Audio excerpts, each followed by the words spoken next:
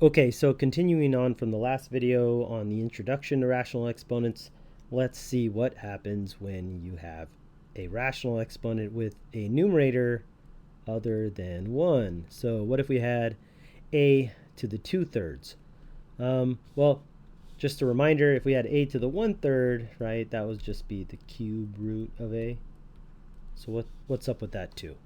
Well, we're going to invoke another exponent property that like we used in the previous video. So a to the 2/3, can I rewrite that as just like a, let me fix this, a to the, I don't know, 1/3 times 2, right? Isn't 1/3 times 2 2/3, right? We'll get 2 here, we'll write the 1/3 here. 1/3 times 2, well, right, 2 over 1, right? If it's a whole number, you can write it over 1. Remember, when you multiply fractions, you multiply numerator with numerator, denominator with denominator, and that would just be 2. 1 times 2 is 2, and 3 times 1 is 3, right? So there we go.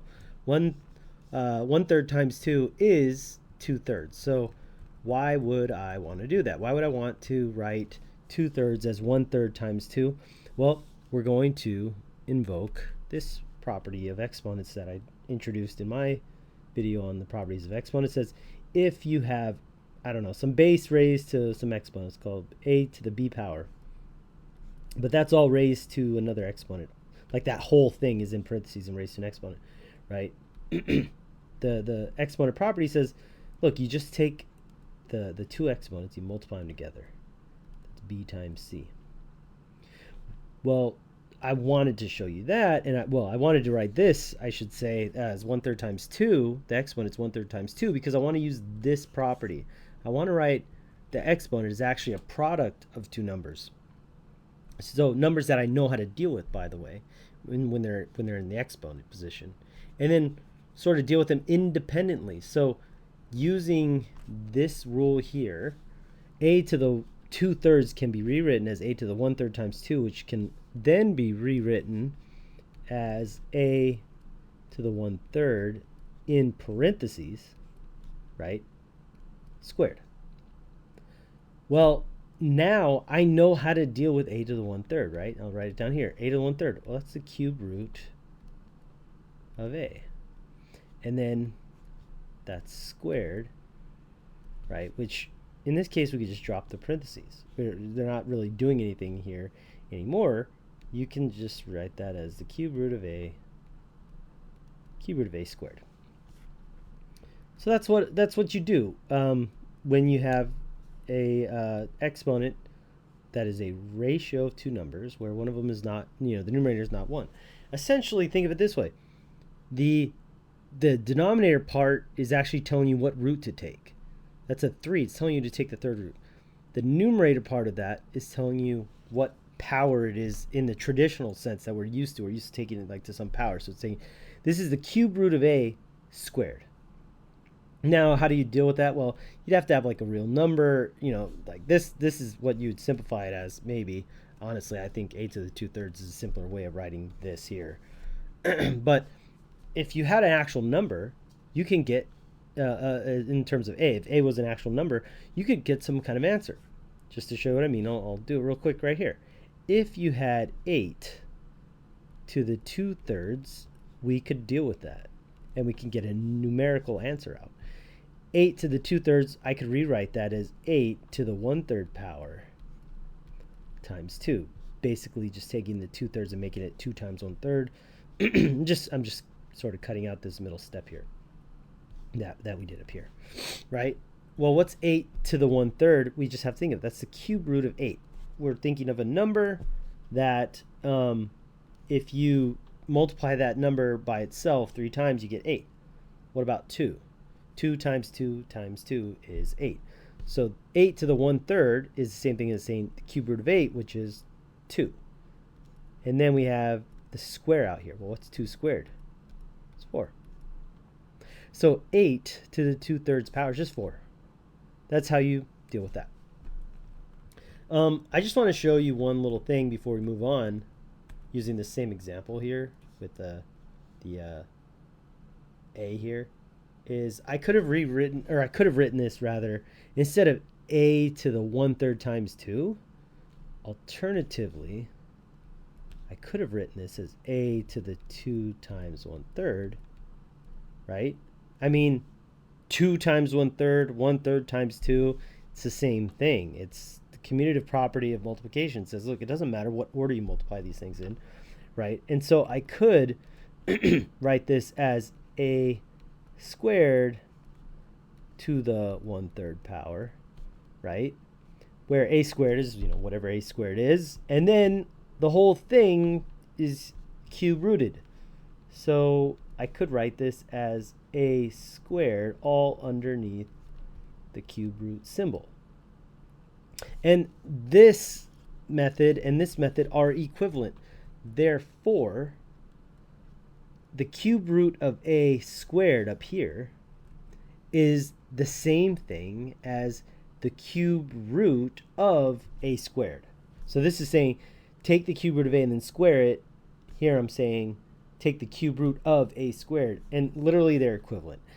It doesn't actually matter where you put the power here. The 2, if you put it on outside of the root or on the inside, it ends up working out to be the same. The reason why is because of this step right here. We're multiplying exponents, right? And the order in which you multiply doesn't matter. So put it in whatever order, and then you're going to sort of sequester the a with one of the exponents, and then one of them is going to be outside the parentheses. But it doesn't matter which one's inside and which one's outside, actually. So I just wanted you to see that because you might see it written both ways in your homework or textbook or test, whatever you happen to see it on. Okay, so let's try another one real quick. Oh, there's some stuff left over from the last lesson. Let me get rid of that. Okay, so what if we had another one? Let's do, I don't know, a to the well, I did 2/3 last time, right? What if we did 3/2 this time? So last time the numerator was smaller than the denominator, but this time it's bigger, right? Does it matter? No, we do the same exact thing. Write this as a to the 3 times 1/2 or 1/2 times 3, whatever you want to do. I'm going to personally, because it's easier to take the root of a number and then apply the exponent, I do it in that order, right? And I'll show you like an example of why it would be hard to do the other way around. So typically I like to write this as like a to the 1/2 times 3, and then I would do in parentheses a to the 1/2, right? To the third, and that just means we're doing the square root, right? If that's a 2, it's the square root of a cubed. Now, we already said we could have rewritten this as this way too. It's not rewritten, but we could have written it that way. It doesn't matter if that exponent's on the inside or outside. The only thing though, when the numerator is larger than the denominator, you can actually do some simplification. There's a way to simplify this. The reason being is this, look.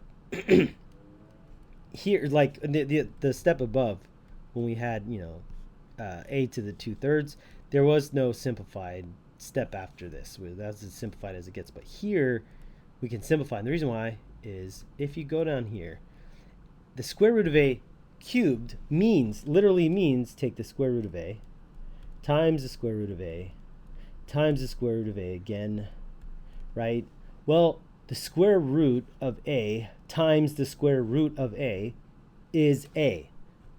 You can combine these two to just give you a, and then you have one square root of a left over. So this ends up being a root a.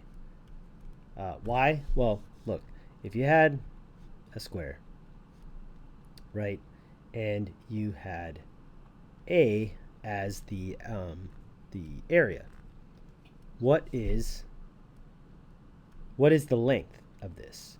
Well, if we don't know what a is, right, there's only one way we can write the length. It's whatever the square root of a happens to be, right? Well, how do we get the area? You take the length of the square and you multiply it twice. So there we go. The square root of a times the square root of a is just going to give you a, right? So that's why when you get the square root of two numbers, the square root of the same number twice, multiplied together, they essentially combine and just give you just the number. So that happens whenever the numerator is bigger than the denominator. You can always simplify it down a little bit because you're going to have some that sort of some number of these guys are going to combine and give you just the number underneath the radical sign. Okay, so actually I think that's all I'll do for this video, and I'll do another video with more examples combining everything we have learned about exponents up until this point, which is all the exponent properties, rational exponents, and also remember in the exponent properties we talked about negative exponents. So what happens if you have a negative rational exponent? Well, it turns out there's no special thing you have to do. Just apply the exponent properties the way you always did. So we'll do that in the next video.